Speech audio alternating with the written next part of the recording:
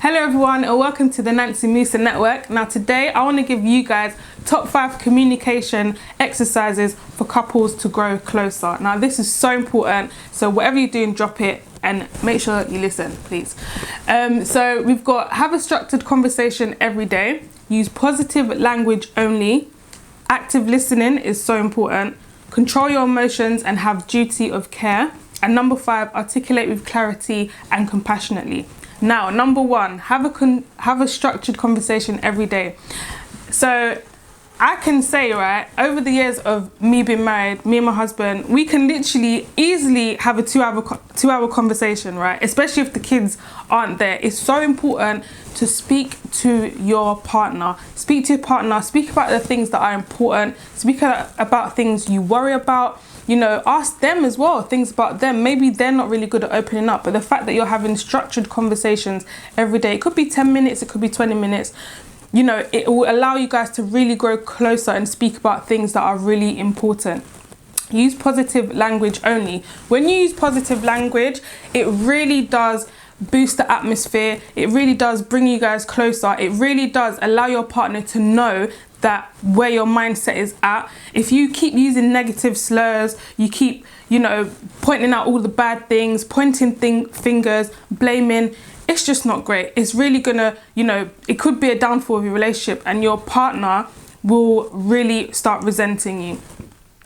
Active listening is so important. I think I only learned how to do this like a few years ago, but there's so much to it that can really benefit you. So active listening is definitely your facial expressions, is definitely your body language, definitely when you acknowledge and make sure you know that, make sure your partner knows that what they're saying, you understand, like you hear them.